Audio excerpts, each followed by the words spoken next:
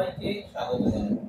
যারা এখনো পর্যন্ত আমার চ্যানেলকে সাবস্ক্রাইব করেনি তারা অতি সত্বর আমার চ্যানেলটাকে সাবস্ক্রাইব করে। আজকে আমি ইনভেস্টমেন্ট প্ল্যানিং এর ব্যাপারে ছোট্ট দু চারটে কথা বলবো। ইনভেস্টমেন্ট প্ল্যানিং কেন প্রয়োজন, কি কারণে প্রয়োজন সেটা জানাটা খুব দরকার। Cash is needed? No, cash is not the need.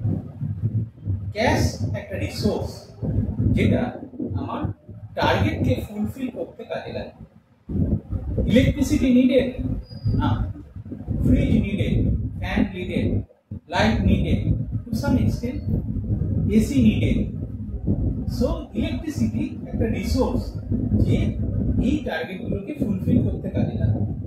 ঠিক সেরকম ক্যাশ ইজ দ্য কিং। ক্যাশই আপনাকে সমস্ত পারপাস সলভ করার ক্ষেত্রে কাজে লাগে। কিন্তু তার জন্য কি ধরনের ইনভেস্টমেন্টকে আমি বেছে নেব তার আগে আমার প্রয়োজন আমার কি কি কারণে টাকা লাগবে, কখন কখন টাকা লাগবে এবং কত কত টাকা লাগবে সেটা মেজার করা। তার উপরই ডিপেন্ড করছে আমি কি ধরনের ইনস্ট্রুমেন্টকে বেছে নেব এবং কোন ইনস্ট্রুমেন্টটাকে আগে বাড়াবো। তার উপরই ডিপেন্ড করছে আমি কি ধরনের ইনভেস্টমেন্ট করব, কি ধরনের রিস্ক আমি নেব, কত টেনিয়রে আমি ইনভেস্টমেন্টটা করব। আমরা যে ভুলটা করি সেটা হচ্ছে আমরা ইনভেস্টমেন্টটা শুরু করে দিই কিন্তু তার আগে আমাদের কোনো প্ল্যানিং থাকে না, যেটা ভীষণভাবে প্রয়োজন।